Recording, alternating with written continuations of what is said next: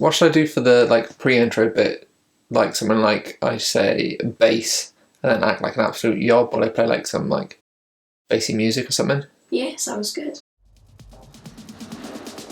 Bass.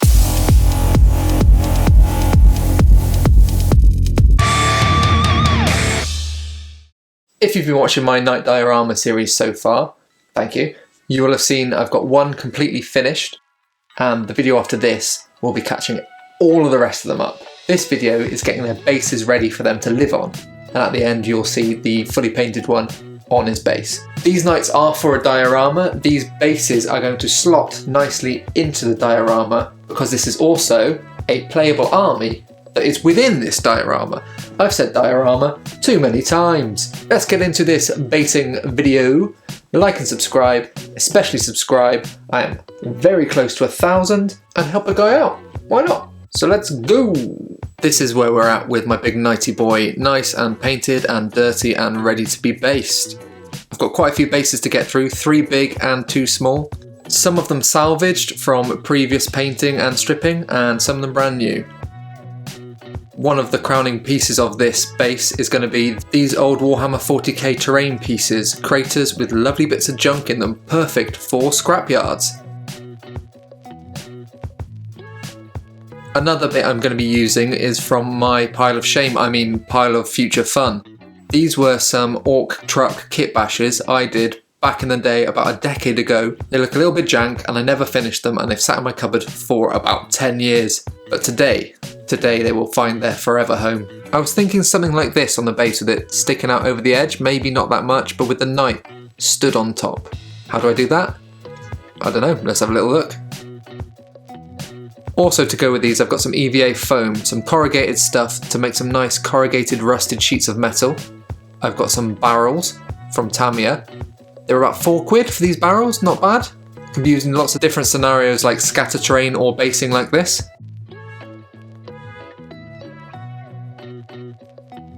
Right, let's have a look at how I'm going to chop this up. It needs to go at an angle, so it needs to sink into the base, so I need to take it off about there. This took a little bit more than I thought it would. I'd get so far in with the saw, and then I'd hit the notch at the top of the saw and wouldn't be able to saw all the way through. So I had to clip a few little bits that I thought would be easier to clip. Sometimes I had to try and saw from the other side and line up with my sawing from the other side to make sure they met in the middle, like the channel tunnel. That was quite difficult. And sometimes I just ripped stuff off with my bare hands. In the end I got there though. And it sits nicely on the base at an angle, and it doesn't overlap too much. The knight's going to be in the middle of the base.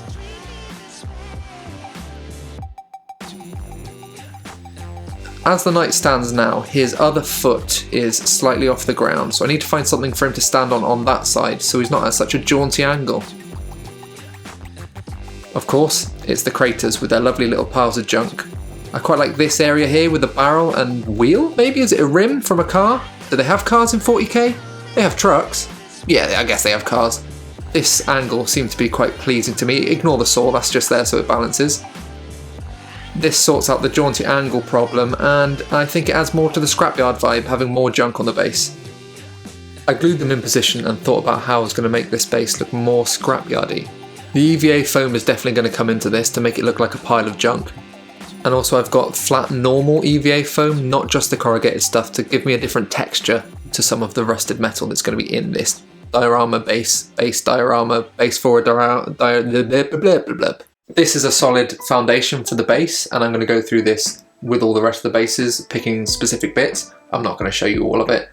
You don't need to see all of it. You'll see what it looks like after. You're going to quickly find out I am the king of covering stuff up. Is it lazy?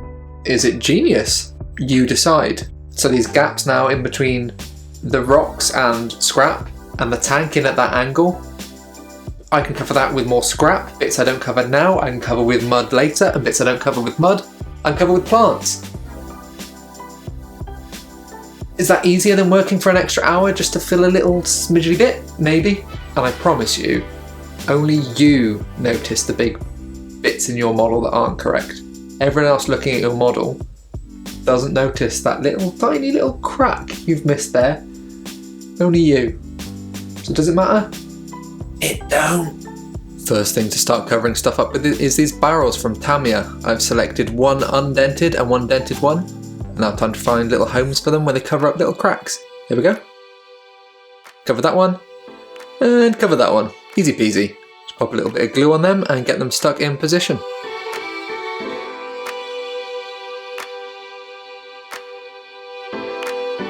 Slight clipping to make them fit the space a bit better, and done. Now for this bit, and this gap here. That is where the EVA foam comes in. I cut it to shapes that I thought would replicate a panel of this scale.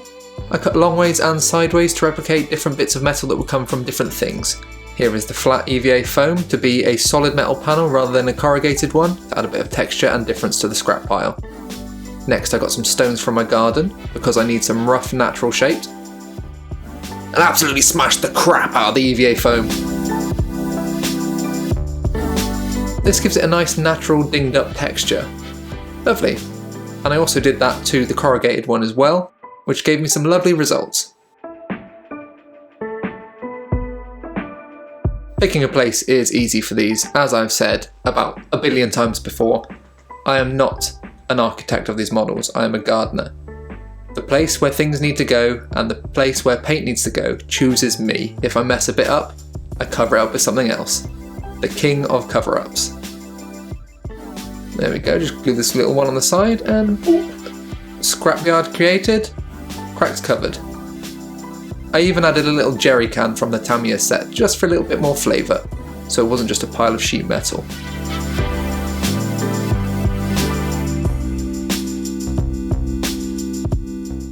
Done. Nice.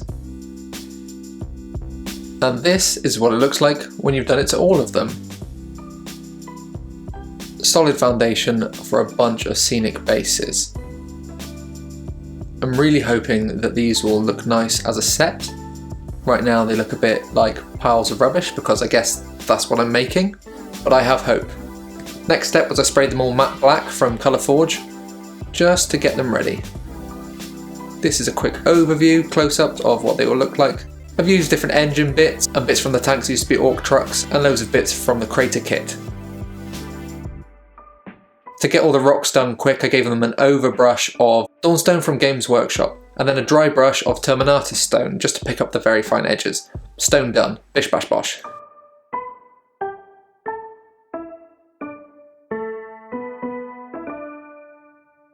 Next, instead of painting the models, I went straight to Dirty Down Rust. If you want to see more of a competent video on this, check out last week's weathering video, link in the top corner now, but you have to come back here. That's the rules. If you click it, you've got to come back. So instead of painting actual paint, I painted this stuff on as a base because I want this to look ruined, like these have been here for years, even though, if you've been listening to the lizard lore, maybe they haven't been here for years. This planet eats up metal fast. It's humid and it's jungly, and I'd like to try and get this across in these bases. Where this rust dries and turns into nice orangey rust, it is a bit light, however, for something that's been there for a long time or has degraded like it's been there for a long time really fast. I'll solve that in a second. I did the same technique as when I did it on the night and flicked water all over it to simulate, rainfall and bits that have pitted and rusted a little bit more. This creates lighter spots and gives it a bit more lovely texture. Something interesting to look at. This stuff is magic and just watching it dry is really satisfying. Soon these dark little spots suddenly pop into bright pitted rust areas, right before your eyes. The next step is going to be sponging paint over this rust to make it look like the remnants of what once was, to add a little bit of flavour. But, speaking of lizard lore, why don't I cram some in your f***ing ear holes right now? The jungle planet of Discar is the homeworld of House Wrecked. The planet's name is spelt D-I-S-K-A-R. An old human planet from long before this iteration of the Imperium of Man, reconquered in the Great Crusades. Hive cities erected and crumbled. Forgotten. The Emperor has abandoned them. What was here before the Emperor? What was here before this iteration of the Imperium of Man? Something large, something important. something the Empire are now searching for. The Empire hopes that what they are searching for still exists and is not completely corroded. The only reason that House Rect's stolen knights are still here and working is the influence of the Chaos Gods. Their gifts have kept the corrosion at bay, and they are allowed to rampage on and cause mayhem amongst the local Imperial planets. The sweltering, sweaty, steamy jungles of Discar are no easy feat to survive. Every party of Imperial scouts that has landed so far has either been killed by the environment or destroyed by House Rect. None survive, but the Imperium keeps sending them. What could possibly be worth this? This is just a backwater mud world. But what was it before it was a backwater mud world? I brought in some Vallejo pigment powders to dull down these bright colours that had gone over the top of the rust and make everything a little bit more dirty. I didn't want to get crazy with the streak and grime like I'd done on the night, but I needed to make it look like this had been here for a while. I put it everywhere, absolutely smashed it about and dusted it off a little bit on every base. Yeah, don't know if I should be breathing this dust in. Probably not. Maybe don't do this at home. I didn't feel unwell afterwards, but yeah, just don't do it. With this dust all over the bases, everything got a little bit light, but don't worry, I have a trick to darken that down, and this is what I mentioned I was going to do to darken that rust down earlier as well. Pigment powder needs sealing. Hairspray is good at this, however it darkens it. It also darkens dirty down rust effects. Now this looks like iron that has been left out in the elements for years, and when it dries, it gets a little bit paler again, so it's not too shiny. This is a satin hairspray, and it works quite well because GW paints are satin anyway.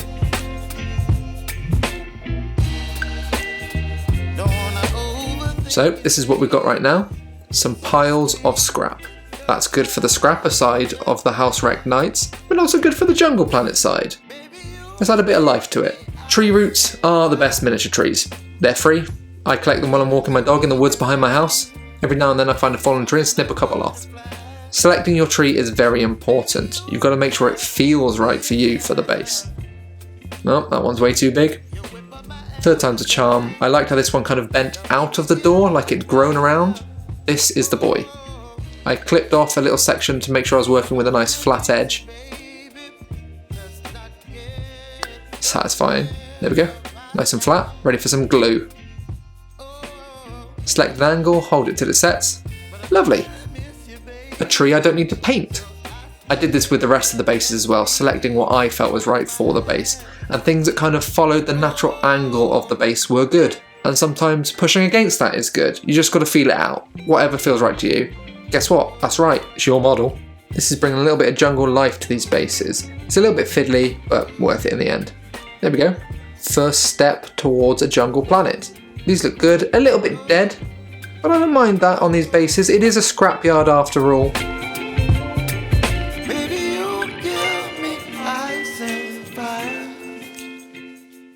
A nice free option for basing substrate is digging up some dirt in your garden and baking it in the oven. Nice and thin in a baking tray until it's all dry. This will sterilise it and make it ready for PVA gluing to the base. This time, I didn't go for the free option. I wanted it to seem more jungly and thick. So what I did was I went for some compost, store-bought, like one of the big bags. It's more coarse, and I think, let me just show you. Tell you what, this is a video, isn't it? Let me just show you. Here is my big old pan of dirt. This is actually 2 pans put into one after they were cooked. I didn't cook it this thick. It wouldn't have dried out properly if I did. Look at all the lovely kind of litter in it. I'm hoping this looks like leaf litter, bits of old dead plants, bits of roots. There is fine stuff in there.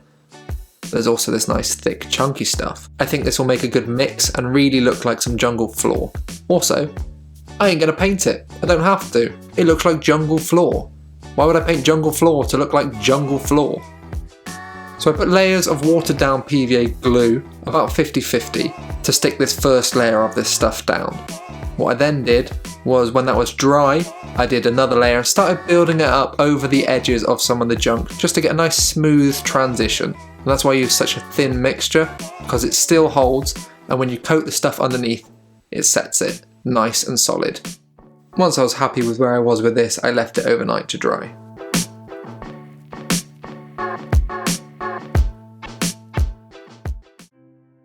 The next day after work I came back to see how it had gone.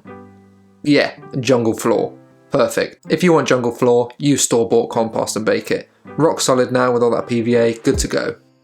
The next is grass and greenery. I'll be using only tufts for this. I want it to look nice and thick. I'll be using lots of different colour tufts. These big ones are my favourite, but I've got lots of different colours and sizes to make it look like a mix of different plants. I didn't want to go with flock on this one because I didn't want it to look too meadowy or too fieldy. I set about putting them down in patches all around the bases, trying to kind of keep them to one area, mostly on the base, a few strays. I want to look like the rest of the bases were kind of worn and walked over by people, machines, animals maybe, so plants wouldn't quite grow everywhere. And if you look at a jungle floor, maybe light doesn't get to it very well, and the plants don't actually grow covering the complete floor sometimes. I put a lot on and I was quite happy with how it was looking, but seeing as I wasn't flocking it at all, I thought I may as well put some more on. These ones from Gamer Grass are cheap. They're less than £4 for this sheet. They are really good, really thick, and I think they look really jungly. So these were the saviour of this base build, really laying down some nice natural colours and making this base come alive and not just look like a dead scrapyard.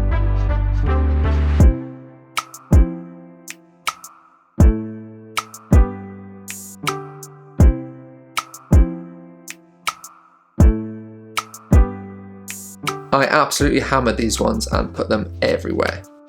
And voila, there we go, nice and green. Now this is looking good, but jungles have a few more plants than this. This greenery is looking very flat. It looks foresty. If you're going for a forest base, maybe stop here, maybe add a little bit more different colour leaf litter, but jungle it ain't.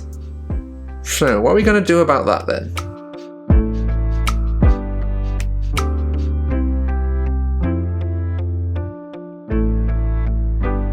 Also, PS, this tank is my favourite one of the bases. Let me talk to you about the benefits of fish tank plants. You can buy very cheap fish tank plants and they're always quite a neon colour, so you have to paint them. If you spring a little bit more, and I'm talking a little bit more, fish tank plants do get expensive, but so do miniatures stuff, so swings and roundabouts really. If you spring for a little bit more and get a more expensive fish tank plant, they look better. They've got better colours mixed in, they've got nice textures, they're just all around more natural, and in some cases, like today, I deemed I didn't need to paint that. The nice gradient of greens on some things looked lovely, and the little white bits around the edges of some things look lovely. Let me show you what I'm talking about. So you can spring for a more expensive one. So if you're in the UK, I got this at Maidenhead Aquatics, which is like a fish store. And if you give it a quite severe haircut, then you get these lovely little bits. Perfect for basing. Another good thing you can get from the fish shop is this quite natural looking stuff. It comes dry in packages. I think it is real. It is called natural fern, suitable for freshwater aquariums. It looks like ferns. Chop up small. You can even just pluck it with your fingers. I'll do a little bit now. Bing. There we go. Perfect little fern. You can get a couple of these, put them together, or you can do individuals, and they make lovely little plants. This mixed with the plastic ones makes a nice variety of textures for you to look at. Yeah, lovely. Thank you for watching this far in the video. If you've watched this far, chuck me a subscribe, why not? And tickle me on the like. That was weird. Why do I always say weird stuff? Anyway, I'm going to show you what these jungle bases look like completed now. Before I do, I've got a little competition for you. You're not going to win anything, apart from my respect. This competition is to name the knight. I'm going to be doing this probably every video moving forward till we've named all the knights. The first one being the only one that's fully painted at this point. So this is a knight despoiler, and you'll see him at the end of the reveal shots coming now. Leave something in the comments. Something funny, something serious, something dark. Nothing offensive, please. You know, I'm not trying to get cancelled before my YouTube career started. So have a look at these jungle bases now, plants and all, a little bit of misty jungly atmosphere for you as well. And remember, it's not a pile of shame, it's a pile of future fun. and plants.